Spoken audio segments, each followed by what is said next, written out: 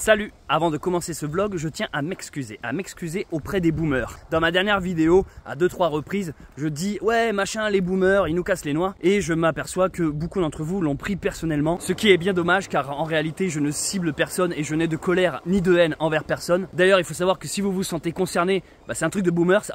Non, mais en réalité, quand je dis boomer, c'est une manière de dire les gens matérialistes. Je sais très bien que tous les boomers ne sont pas à mettre dans le même panier. D'ailleurs, je trouve cette expression boomer assez dégueulasse, assez insupportable. J'ai beaucoup de respect pour les anciens, que ce soit les parents ou les grands-parents. Ils ont beaucoup à nous apprendre. Mais attention, là aussi, tous les vieux ne sont pas des lumières. Mais par exemple, lorsqu'on contemple une forêt avec des très vieux chênes, je sens de l'expérience et une sagesse qui se dégage d'eux. Moi aussi, je suis le boomer de quelqu'un et je serai vieux demain. Le monde actuel, des fois, se barre tellement en couille et va tellement trop vite qu'on peut aisément se retrouver dépassé et ne plus avoir ses repères. Je pense que les gens qui se sont sentis vexés lorsque j'ai utilisé le terme boomer sont des gens qui ne me connaissent pas, qui comprennent pas que des fois j'ai un franc-parler un peu direct, un peu cash, avec un type d'humour un peu noir. Surtout que dans mes anciennes vidéos, j'avais déjà donné mon point de vue sur les boomers, dans la série Rétroviseur plus exactement, en expliquant que j'avais beaucoup de respect pour eux. Mais bon, j'ai quand même vu dans ma vidéo que beaucoup, non en fait pas du tout beaucoup, quelques-uns ont été impactés par ça. Donc je m'excuse si je les ai offensés. Il serait temps de comprendre que lorsqu'on parle, on peut pas toujours faire du cas par cas. C'est un peu dommage dans nos sociétés dès l'instant que quelqu'un s'exprime. Il y a toujours les minorités qui essaient de venir nous casser les noix. Faut aussi passer à travers ça, être un peu plus intelligent et comprendre le message dans le fond sans s'arrêter sur la forme. Voilà, bref, encore désolé et je vous souhaite maintenant une bonne vidéo.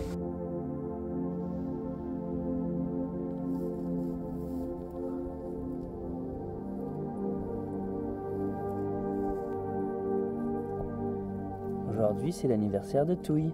11 ans, ma Touille. Joyeux anniversaire, ma petite chienne. Merci de nous suivre dans cette aventure, ma Touille. Oh oui, je t'aime, ma Touille.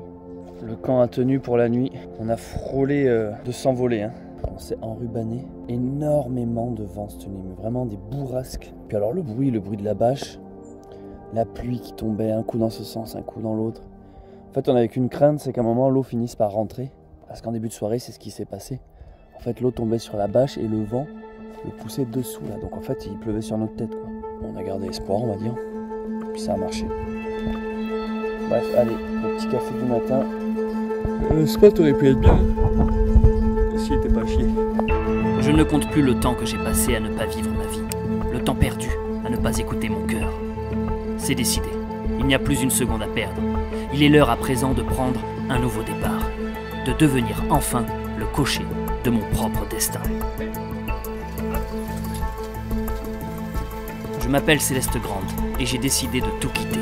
Laissant derrière moi ma maison et le confort d'une vie sédentaire, je m'extirpe désormais vers une voie différente. Une voie à contresens. Une voie à contre-temps. Je parcours dorénavant le monde en calèche, en quête d'une vie simple, au rythme paisible des sabots de mes compagnons. Renouant ainsi avec les traditions oubliées et le folklore d'une époque perdue. Un âge où l'on savait prendre son temps, où l'on savait s'écouter, où l'on savait s'aimer. Le retour à la douce vie, comme une mélodie italienne, la Dolce Vita m'appelle. Je me rends donc, accompagné de ma bien-aimée, à Rome pour cette nouvelle aventure. Une ville riche d'histoire et d'artistes de renom. Et qui sait peut-être, y croiserai-je le pape, symbole fort de cette cité. Pour ce périple, je désire faire ça à l'ancienne, façon 19e siècle, sans objet moderne, excepté, je l'avoue, mon téléphone, utilisé tel un carnet de voyage pour vous partager chaque jour une nouvelle vidéo. Maintenant, prenez place dans le chariot et observez l'attelage ouvrir la voie.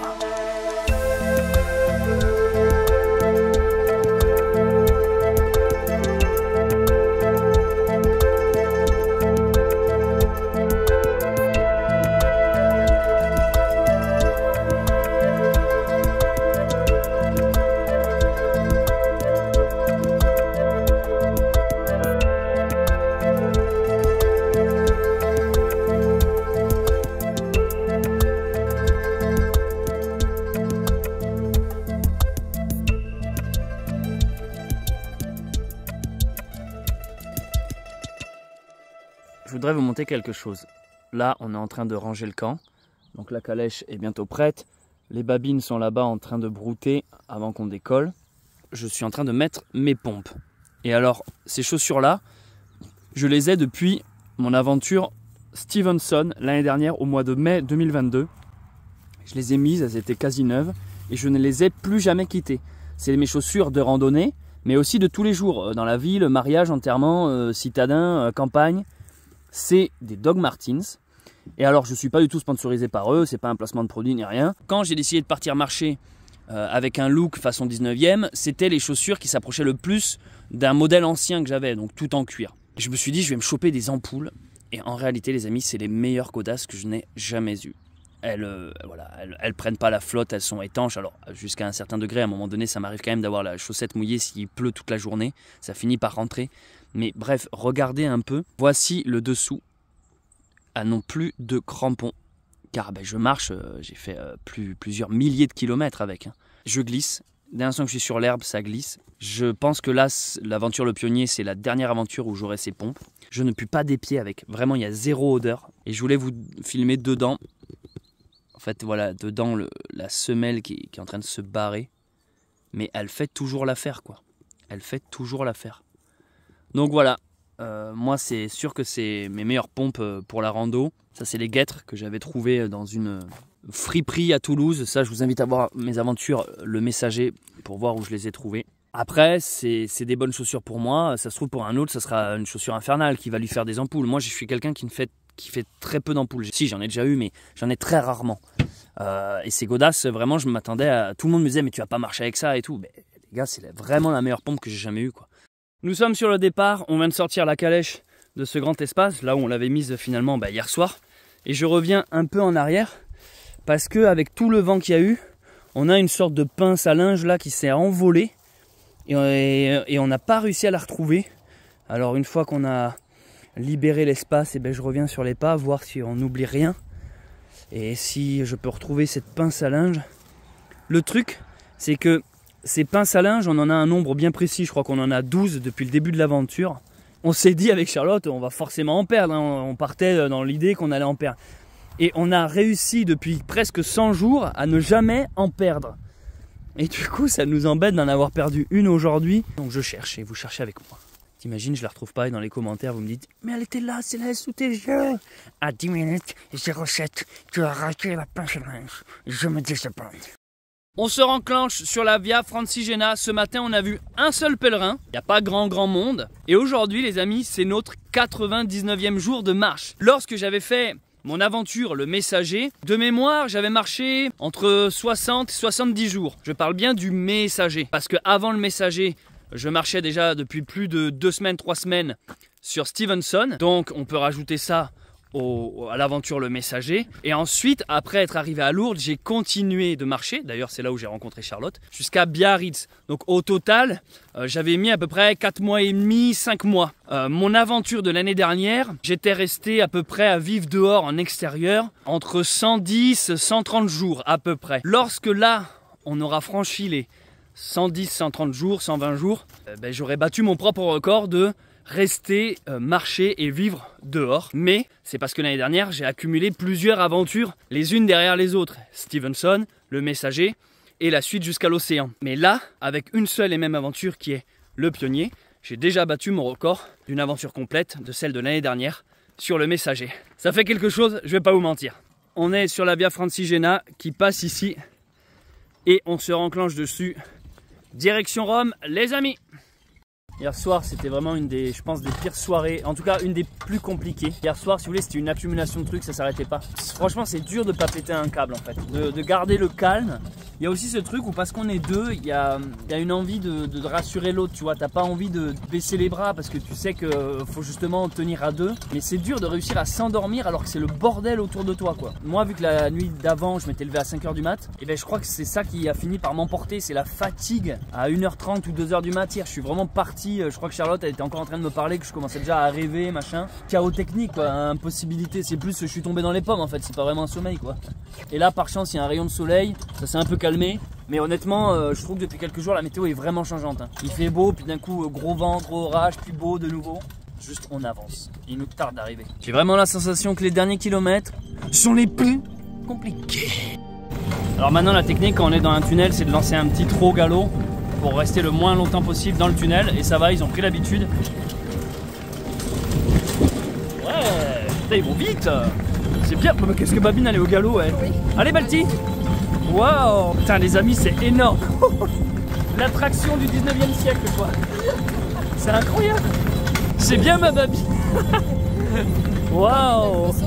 vite. C'est incroyable. Très babine. Ça m'a fait peur. Oui.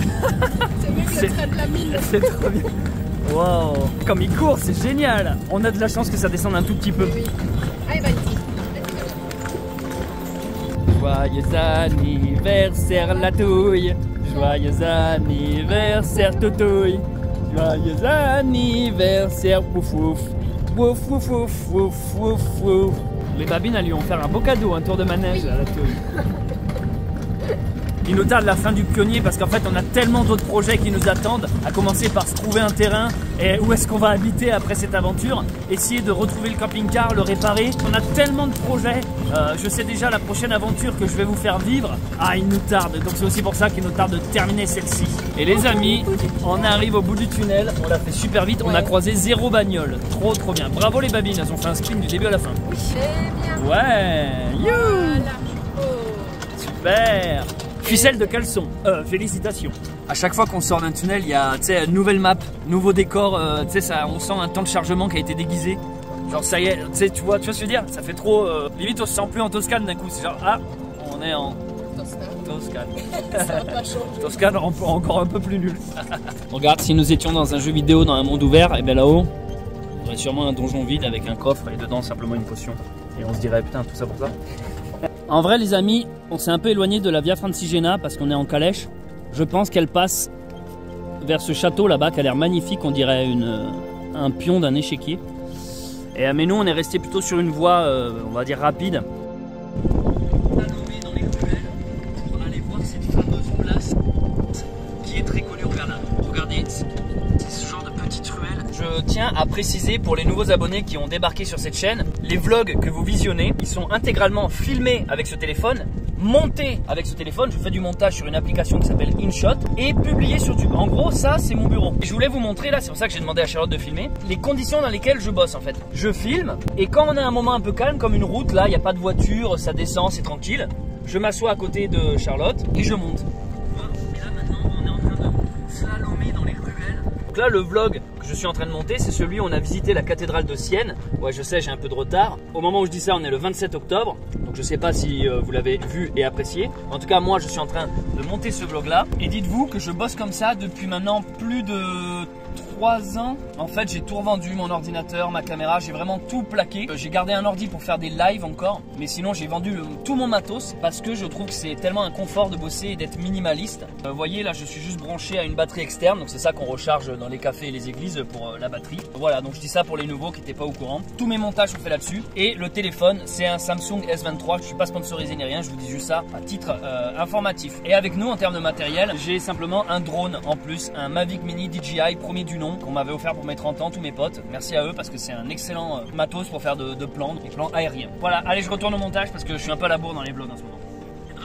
Je l'ai trouvé super joli, il y avait tout analysé. Regardez, c'est ce genre de petite ruelle, ça descend là, ça rend pas en vidéo, mais ça tombe à pic. Donc voilà la ville de Sienne. Allez, allez. Eh bien, on avance, les amis. Regardez-moi ça, 150 km de Rome. Waouh! C'est une histoire de... Ouais. Petite pause pipi. Là, vous voyez, c'est le genre d'endroit qu'on aurait aimé trouver un peu plus tard dans la journée, parce que là, il y a spot potentiel, petit chemin qui descend, rivière, beaucoup d'herbe. Mais bon, il est encore un peu tôt. Surtout que je crois que ce week-end, on va perdre 1 heure. Donc, il sera encore plus tôt. Heureusement qu'on a le soleil. Ça change quand même tout, la météo. Je vais pas vous mentir, c'est très convenu ce que je raconte, mais il est évident que quand il y a du soleil, c'est pas le même voyage. Marcher sous la pluie, marcher dans l'humidité, marcher dans le froid, ça donne une autre ambiance et une autre motivation que marcher avec un soleil et un climat beaucoup plus tempéré. On s'est arrêté dans la petite station-service. C'est le seul truc qu'on a trouvé d'ouvert aujourd'hui pour se faire un café. Il est 17 h. Je sais pas si on va dormir. Mais après la nuit horrible qu'on a passée, on avait vraiment envie d'un bon café. C'est le premier établissement qu'on voit aujourd'hui. Aujourd'hui, c'était juste de la route. C'était assez joli aujourd'hui, mais c'est le beau temps, quoi. C'était calme aujourd'hui. Ouais. J'ai regardé la carte et j'ai trouvé un lac vu du ciel. Donc on va essayer d'aller au lac. Nous arrivons à Ponte Arrigo. Je profite juste de ce moment de bien-être personnel pour vous remercier encore de suivre nos aventures. C'est gentil. En plus, on lit tous les jours vos commentaires. Hein. Je lis tous vos coms. Vraiment, vous nous donnez plein de force, plein d'amour. plein de courage. Tout à l'heure, Charlotte a filmé lorsque j'étais en train de faire du montage. C'était il y a plusieurs heures déjà. Et ben dites-vous que là, il va être 18 h et je suis toujours en train de faire du montage. J'ai toujours pas fini le vlog, c'est extrêmement long. J'ai même sorti mes écouteurs parce qu'en fait, quand on est à côté d'une route comme ça et qu'il y a beaucoup de passages, j'ai besoin d'entendre bien ce que je raconte pour les volumes, tout ça, bref, du montage quoi. Parce que ça, le reste du temps, en fait, on le filme pas. On filme pas les coulisses. Vous avez le vlog qui retranscrit notre voyage, mais vous n'avez pas le moment où je monte le vlog. Et ce qui est normal en fait, quand tu vas voir Jurassic Park, tu n'attends pas à voir Spielberg avec sa caméra, tu veux voir juste un film avec une narration. Mais moi, j'y tiens parce que ça fait partie de l'aventure aussi. C'est ce qui des fois joue sur nos humeurs, notre rythme, notre sommeil, c'est ce qui joue sur notre lenteur. C'est vraiment un truc à prendre en compte, et aussi parce que depuis que je fais des vidéos, j'ai toujours eu à cœur à partager avec vous le processus créatif en tant qu'artiste, tout simplement, en tant que vidéaste. L'interactivité, en fait, c'est quelque chose qui m'a toujours plu. Alors, Marcel Duchamp avait, donc c'est un artiste contemporain, avait dit que c'est le spectateur qui fait l'œuvre. En fait, c'est une manière de dire que lorsque un artiste crée, en réalité, son œuvre n'existe pas tant qu'elle n'est pas vue. Elle est vue par lui, elle est vue par ses proches, mais c'est vraiment le spectateur, lorsqu'il va arriver et constater l'œuvre, qui va lui donner un sens, une interprétation. Et en gros, c'est ce qui a donné finalement le courant de l'art contemporain. Et en vrai, moi, cette idée m'a beaucoup plu parce que depuis que je suis gamin, j'aime beaucoup les choses interactives. Par exemple, je lisais les livres dont vous êtes le héros, et ça me fascine ces bouquins où tu peux choisir, intervenir, un peu comme dans le film L'Histoire sans fin. Tu n'es pas obligé de subir une narration. Voilà, on t'impose un film, on t'impose une musique, mais tu peux y participer et modifier son scénario. Donc c'est aussi pour ça que j'ai une légère, comment dire, attirance envers les jeux vidéo, mais pas tous les jeux vidéo. J'aime beaucoup les jeux vidéo très narratifs, très cinématographiques finalement. J'aime bien quand le spectateur n'est pas juste spectateur, mais est aussi acteur. On pourrait dire spectateur. C'est pour ça que je me régale sur YouTube en fait, c'est parce qu'on peut vous faire participer. Et d'ailleurs, c'est l'explication du pourquoi j'ai à cœur de vous proposer une vidéo en quasi temps réel. Parce que comme je l'ai expliqué, je pourrais très bien filmer toute mon aventure, puis rentrer en France et ensuite vous sortir un épisode toutes les semaines pendant que moi je suis bien au chaud, c'est-à-dire que je suis plus en train de la vivre. Alors que là, je crois que moi ce que j'aime, c'est justement ce défi, c'est presque une performance en fait, de randonner tout en vloguant et en sortant une vidéo, en la montant en direct, pour que vous puissiez la visionner, commenter et donc l'influencer. Voilà, vous êtes artistes les amis. Donc on quitte la route parce que notre lieu de bivouac futur potentiel est par là-bas. On se rend compte qu'on est sur la Via Francigena, en fait on y est revenu sans faire exprès. Il y a l'air d'avoir une belle église là. Nous sommes à côté d'une petite chapelle et on se rend compte qu'on peut clairement bivouaquer ici, mais on va quand même aller voir le lac qui est un chouïa plus loin, parce que regardez là, il y a un petit panneau en bois avec marqué Horse Parking, premier endroit qu'on voit dédié aux babelines, et surtout ben, là je profite d'un robinet pour remplir les bouteilles d'eau, et alors regardez la vision que j'ai en face de moi. Regardez-moi cette lune comme elle est magnifique, elle est en train de se lever.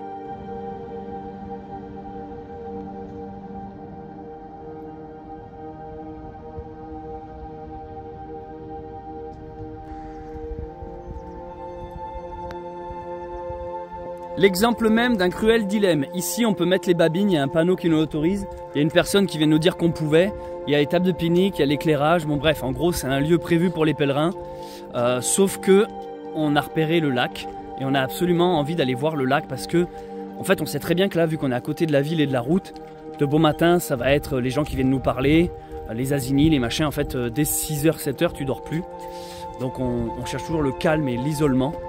Donc, ce qu'on fait, je vous explique. On reste têtu, peut-être qu'on va le regretter. Putain, c'est vrai qu'ici ça a l'air quand même pas mal en vrai. il y a tous les signes qui nous disent mais arrêtez-vous là, bande d'idiots. Non mais en fait on est tellement en recherche de discrétion, d'intimité.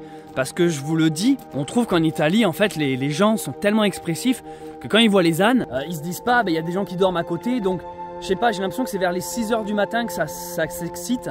T'entends les bagnoles, les camions, t'entends les gens qui viennent caresser les ânes et tout. Et moi, je dors pas serein quand je sais qu'il y a des gens autour des ânes. Tu vois, j'aime pas trop en fait, c'est un truc... Du coup, c'est pour ça qu'on cherche toujours des endroits un peu vraiment cachés, isolés. On reste sur notre idée, on va voir le lac, qui a l'air quand même un peu plus isolé.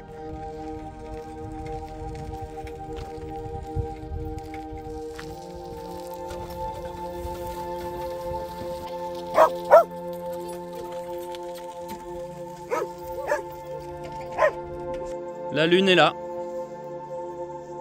Vraiment impressionnante.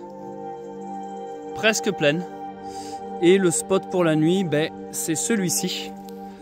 On n'a pas pu aller au lac que nous avions repéré car c'est tout simplement une propriété privée. Il y a une barrière, c'est juste là-bas, derrière cette petite colline. Propriété privée. Mais on a trouvé un énorme champ d'herbe bien fraîche juste à côté. Donc on s'est mis là parce que l'herbe était vraiment trop belle. On ne pouvait pas faire passer ça sous le nez des babines. L'herbe est bien verte, bien grasse, bien fraîche, un bon truc qui va les requinquer. En plus on a un cours d'eau donc facile pour remplir l'eau aux animaux. On est vraiment à côté du village, on le voit là-bas. Et voilà les amis, pour la nuit, pour ce soir. On a fait 17 bornes et demie, quasi 18, c'est vraiment énorme. Ouais, on a très bien avancé, surtout qu'on est parti assez tard, donc c'est une très bonne journée de marche. Bon, bah, vous connaissez la chanson, on va remonter le camp, je vais m'avancer sur le montage, et surtout, on vous dit à demain pour la 100e journée.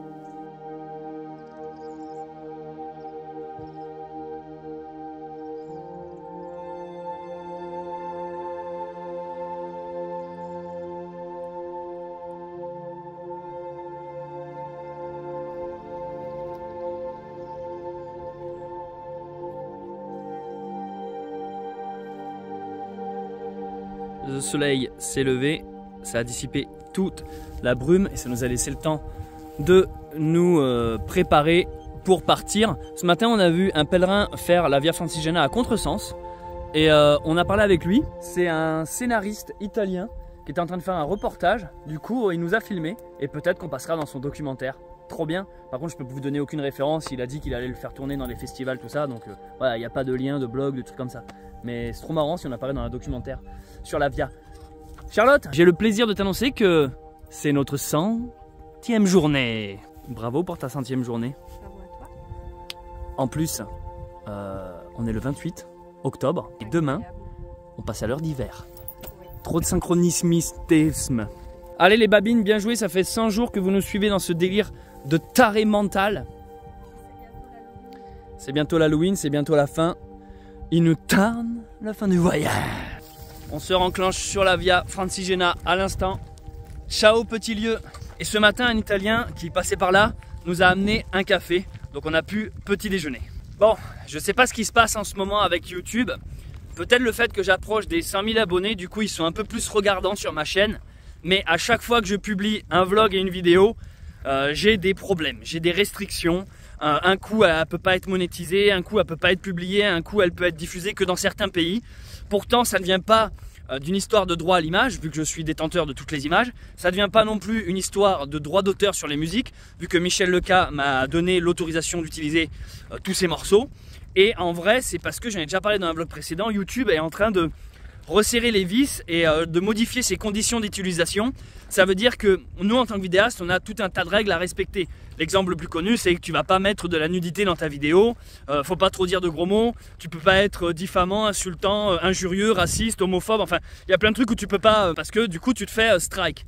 Et le problème c'est qu'ils ont tellement mis une loi compliquée là récemment que plus rien ne passe. Donc je vous donne un exemple, la vidéo du vlog où on est en train de visiter la cathédrale de Sienne, juste parce que dedans j'ai filmé une statue, les Trois Grâces de Michel-Ange, ça ne passe pas parce que c'est des statues anciennes et voilà, elles sont dévêtues. Et on en est à ce stade, où je dois flouter des peintures, des sculptures. Bon après les Américains ils sont un peu starbes de ce côté là, ils sont trop restrictifs avec tout leur wokisme, les Disney où Hercule devient black, la petite sirène devient black, tout devient black, homo, métis, bref ce qu'on appelle le progressisme wokisme et du coup plus rien n'est toléré, le champ de liberté est beaucoup plus réduit. Alors pourquoi je vous parle de ça? C'est parce qu'en fait mine de rien tout ça ça me met dans une réalité à laquelle je refuse de me confronter mais qui pourtant est vraie, c'est que quand on est sur YouTube on a l'illusion d'être autonome, d'être son propre patron. On a cette illusion de moi je suis le vidéaste, je gère une communauté et je gagne ma vie avec ça. Sauf qu'en fait que nini, je reste ni plus ni moins qu'un employé de YouTube et eux s'ils veulent fermer le robinet de l'arrivée d'argent, ils peuvent. Si demain ils veulent supprimer ma chaîne, ils peuvent. Si demain je sors une vidéo et qu'ils veulent pas vous l'informer en vous envoyant une notification, ils peuvent. En fait je n'ai absolument aucune maîtrise sur ma communauté. Donc depuis plus de 15 ans que je suis sur YouTube, à galérer à accumuler 100 000 abonnés, demain, un claquement de doigts, s'ils veulent que toutes mes vidéos, plus aucune soit monétisée, et finalement j'ai fait tout ça pour rien. C'est vraiment un boulot précaire. Parce que autant quand tu es youtubeur avec des millions d'abonnés, tu peux clairement te mettre très bien et gagner gracieusement ta vie, mais à condition de faire du contenu, voilà, lissé, bien pensant, avec aucune vague. Mais moi, le problème, c'est que je suis un peu trop libre penseur, électron libre. Je vais pas dans le sens de tout le monde et ça, ça déplaît un peu à YouTube. J'ai réussi à passer entre les mailles du filet jusqu'à présent. Et là, je sais pas pourquoi, depuis Le Pionnier, là, ça fait une grosse semaine qu'en fait, je vous le dis pas, mais je galère à publier. Donc peut-être que vous avez vu un ralentissement des diffusions des vlogs ou un retard, mais c'est parce que je suis en train de plus passer du temps à me battre avec YouTube que à faire du montage et donc à diffuser. Et c'est vraiment compliqué en fait, parce que quand YouTube te supprime une vidéo, il ne te dit pas pourquoi, il ne te dit pas dans cette vidéo, à 5 minutes 32, tu as filmé telle image ou tu as dit telle chose et ça passe pas.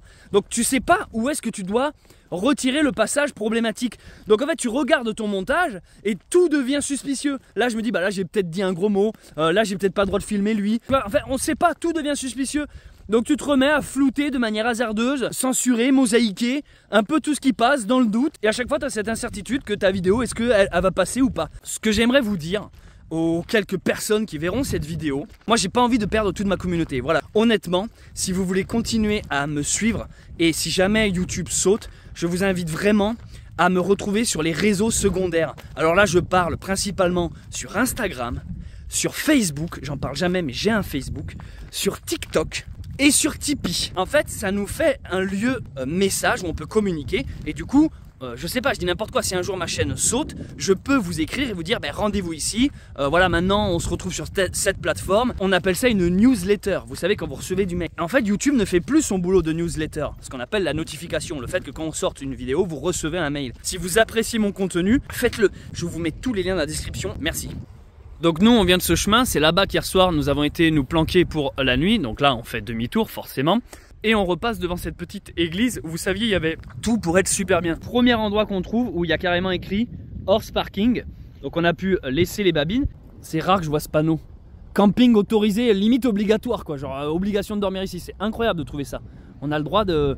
Enfin je sais pas, c'est rare en fait de voir un panneau qui dit oui vous pouvez faire du bivouac ici. On fait une pause parce que ici il y a un point d'eau. On a une boîte de sardines qui s'est éventrée. Donc il nous a pourri notre sac. En gros il pue la sardine, il pue le maquereau. Alors on l'a jeté, j'ai envie de dégueuler. J'ai envie de vomir. Ça sent le... Je crois vraiment que je vais vomir. Attends. En fait on a une boîte de maquereau qui s'est ouverte. Donc tout ce qui a pu s'imbiber de l'odeur, les petites boîtes en carton machin, on sentait l'odeur depuis plusieurs jours, on savait pas d'où ça venait et là on vient de trouver le coupable, donc c'est la boîte. Et le truc c'est que non seulement elle s'est ouverte mais en plus ça a moisi, enfin ça a tourné quoi. On est en train de tout laver, tout ce qui a été marqué. Voilà donc voilà la réalité, putain des fois c'est ridicule hein. 100 000 abonnés qui regardent cette scène quand même hein. Ah il y en a un qui vient de se désabonner.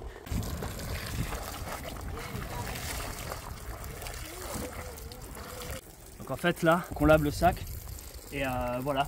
Et vu qu'on n'est jamais tranquille en Italie, il y a une famille qui a décidé de venir pique-niquer pendant qu'on est en train de faire les gitans. Ils vont garder un bon souvenir des Français. Tu te rappelles de ces connards qui lavaient leur slip dans la petite... Charlotte? Oui. On a des nouveaux dessins qui nous ont été faits par Pauline. Et il y en a un qui va te plaire, tu vas voir. Ah les babines elles sont bien belles hein. C'est génial. La calèche est magnifique sous ce ciel étoilé. Avec ah le petit drapeau, la touille, Oh, la lanterne, la touille. Oh. Calèche par Wow. Pauline avec le petit logo YouTube. Vous dessinez bien les enfants, je dessinais pas si bien que vous à votre âge. On veut des bonbons. On veut des bonbons, c'est l'Halloween. C'est l'Halloween, on veut des bonbons. La lune qui ressemble à une pizza. Un crabon. Attention. C'est les Pokémon. Ah oui, il y a Pikachu. Pokémon. Waouh. Mais ils sont, Pokémon sapin de Noël. ils sont doués, tous ces enfants. Merci petit enfant. Beaucoup trop mignons. Bonne route à toi dans la vie, qui sera pas toujours simple, mais garde espoir. Le mec, on sait pas pourquoi il est dépressif d'un coup. Nous quittons après tout ce temps enfin la Toscana pour rentrer l'Asio. Et on a toujours ce panneau ananas qu'on n'a jamais compris ce qu'il voulait dire depuis le début. Un coup il est barré, un coup il est pas barré. Voilà, bon ben salut la Toscane. C'était long hein la Toscane. J'ai l'impression que c'est depuis qu'on est parti de Conques qu'on est en Toscane. Toscane. N'empêche, 100 jours, on peut être fiers de nous. Merci de m'avoir accompagné pendant ce 100 jours. J'espère que tu me suivras encore pendant 100 jours, et encore 100 jours, et encore 100 jours. Mais alors pas plus. On vient de se rendre compte avec Charlotte que là, à l'instant, je viens de publier le vlog numéro 50. et qu'aujourd'hui c'est notre 100e jour. Ce qui veut dire que ça fait un vlog tous les 2 jours. Wow. Alors là vous vous dites, oui mais Céleste, tu avais dit que tu faisais un vlog par jour. Or, des fois il n'y a pas un jour de diffusion, donc tu as menti, je me désabonne. Dans un vlog, il y a plusieurs journées, il y en a souvent 2, parfois 3. Voilà. Eh mais c'est quoi ça? Je crois bien que c'est ici qu'ils font les lettres du Scrabble. Bah, on dirait trop les lettres du Scrabble. Ou alors c'est juste une vieille enseigne de très mauvais goût. Eh mais c'est quoi ça? C'est un panneau romain. Ça fait un petit bout de temps que je vous ai pas fait un point carte. Donc en face de vous, bah, l'Italie. Nous sommes le point bleu. Et on arrive à l'instant précis dans un village qui s'appelle Acquapendente. Vous voyez ces 3 lacs? Je les avais repérés lorsque j'avais étudié la carte. Et regardez, ça c'est Rome ici là. Et je m'étais dit, c'est incroyable, mais quand on sera à ces 3 lacs, on sera sur la dernière ligne droite avant Rome. Et nous y sommes, et ça me fait trop bizarre. Le petit village en face de nous, ou la petite ville, je sais pas trop sa dimension. On est sur une route pour ces derniers kilomètres. Il y a une famille qui vient de s'arrêter sur le côté. Donc la maman, le papa et les 2 enfants, ils étaient, mais waouh, tellement touchés par notre image, l'image qu'on dégage, quoi, la calèche, nous deux. Ils avaient 10 000 questions, mais vous venez d'où? Mais pourquoi? Mais c'est incroyable, vous vivez comme ça, mais waouh, mais j'en reviens pas et tout. Et alors vraiment, ils étaient pressés, mais tu sens que s'ils avaient eu du temps, je crois qu'ils seraient venus avec nous. Donc là on arrive dans une ville qui a l'air assez jolie, je sais plus son nom, si, Acquapendente. Comme d'habitude on essaye de s'en extraire avant la tombée de la nuit parce que c'est plus simple de trouver un lieu de bivouac loin des villes. Donc évidemment à chaque ville qu'on traverse on ne prend pas toujours le temps de les visiter. Pourtant elle a l'air pas mal, je sais pas, il y a un petit côté médiéval qui s'en dégage. Mais il y a quand même, comme je vous disais, une envie d'avancer. Maintenant notre journée se fait beaucoup en fonction de la lumière. Et voilà quoi, donc tant qu'on a de la lumière,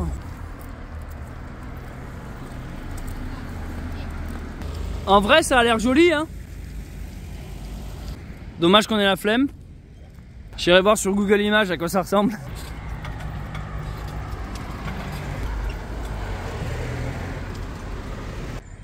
Diantre, il y a déjà les décos de Noël. On vient de s'arrêter dans une petite boutique en bas, style, comment ça s'appelle, Lidl, pour faire des courses. Non, parce que là vraiment nous on vit l'Italie, tu vois, c'est pas juste on est de passage en tant que touriste. On la traverse, on voit un peu différentes ambiances. Ouais, il y a quelqu'un là, il y en a un autre ici. On est sorti du village précédent et on est en train de chercher un lieu pour la nuit. Alors bon, la nuit tombe vraiment vite maintenant, ce soir c'est la pleine lune. Waouh, matez-moi un peu cette ambiance. Je vous cache pas qu'il fait froid là, ça fait vraiment climat d'automne aujourd'hui. Les babines ont super bien avancé. On a vu un panneau qui disait qu'au bout là il y avait une sorte d'accueil pour pèlerins. Je sais pas si c'est ouvert, je sais pas si on va y passer la nuit, mais juste sur la carte il y avait l'air d'avoir de l'herbe tout autour. Donc voilà, soit ils sont ouverts, on essaie de squatter un pieu normal et une vraie douche et on laisse les babines dehors, soit ils sont fermés et on essaie de squatter leur jardin et voilà. Bon, alors voici ce qui se passe. En fait, l'auberge pour pèlerins semble fermée. Donc, on a essayé de toquer, il n'y a personne qui répond. Ici, il y a une sorte de barbecue, vous voyez. Alors déjà, premier point positif, le terrain est plat. Deuxième point, il y a de l'électricité. On a trouvé une prise, donc on peut recharger nos trucs. Et ça, c'est quand même... il était temps. Pas plus tard que ce matin, j'ai dit à Charlotte, il faudrait qu'on recharge bientôt nos batteries. Et comme vous pouvez voir, on a trouvé un espace un peu plat, à côté d'un barbecue, quoi. Et les babines, on les a mis un chouïa plus loin, parce que c'est là où il y avait le plus d'herbe. Donc on les a attachées aux arbres. Voilà, elles se régalent. Si quelqu'un vient, si une voiture arrive ou un monsieur, on lui signalera notre présence. On dira voilà, on s'est fait surprendre par la nuit, on s'est mis là. Après, avec un peu de chance, vu que c'est un gîte pour pèlerins, je pense qu'ils ont l'habitude que des gens arrivent un peu tard et s'installent. Enfin, je pense, voilà, entre pèlerins et personnes du chemin, voilà, ils ont l'habitude de ce genre de plan, je pense. Et on a fait, pour cette 100e journée de marche, 19,48 km, qui est une très très bonne journée. Encore une fois, dire qu'au début, quand on en faisait 11, 12, on était content, 15, on n'en pouvait plus. 20 c'était genre waouh, grosse journée. Et maintenant c'est vraiment devenu la norme quoi. On a autorisé la touille à monter sur papa, la touille. Un gros gâteau. Ce soir les amis on s'est acheté une soupe. Parce qu'en fait on en a marre de bouffer des pizzas, des pâtes. Au bout d'un moment c'est pas des légendes en Italie, ils bouffent vraiment que ça. On s'est trouvé une soupe préfabriquée, il y a juste eu à la réchauffer. Putain c'est bon, hein. Ça fait du bien. Tu veux de la soupe touille? Généralement les chiens sont déçus, un peu comme les enfants. On n'a pas envie d'une soupe quoi. Même moi tout à l'heure quand t'as dit j'ai acheté une soupe, j'ai fait ah c'est une soupe. T'as pas vu ma tête quand t'as dit soupe? J'avais trop faim en fait et quand t'as dit alors qu'est-ce que t'as pris de bon? Tu m'as dit une soupe, j'ai fait ah mais ah ouais c'est bien. Et après t'as fait et des radis, j'ai fait allez ouais nickel. Tu trouves pas qu'il y a déception quand on dit soupe et radis? Pourtant on aime ça une fois qu'on les a en bouche. T'as les ongles longs, Mathieu, tu viens de me ruiner là, tu viens de me labourer le genou. On a le propriétaire qui est venu au fait. Il a fait comme ça, il a fait. Demain matin vous partez. Non, on lui a dit ouais c'est bon t'inquiète. Par contre on chie là sur le barbecue et on se casse. J'étais en train de faire pipi près de ce buisson, puis en levant les yeux comme tout bon homme romantique, je me suis rendu compte que, en fait, la lune, je crois qu'il y a une éclipse lunaire en fait ce soir. Je sais pas si vous voyez là. Attends, je l'ai bien là. Et voilà, là on a une belle lune là. Ah bah alors là j'aurais jamais cru Centième jour en plus. pour le 100e jour avoir une éclipse. Waouh. Ça fait super longtemps que j'ai pas vu d'éclipse. C'est sur cette belle image que je vais arrêter le vlog ici pour cette 100e journée. Une belle éclipse de lune. Allez, ciao. Merci d'avoir visionné ce vlog, j'espère qu'il vous a plu. Si vous me découvrez avec cette vidéo, n'hésitez pas à vous abonner et à activer la cloche. Si vous me connaissez déjà, laissez un commentaire, je les lis tous, et mettez un pouce en l'air, ça encourage grandement. Merci aux personnes qui font des dons sur Tipeee, et également à ceux qui ont rejoint les membres et soutiennent la chaîne. C'était Céleste Grant, et je vous dis à très vite pour un nouvel épisode du Pionnier.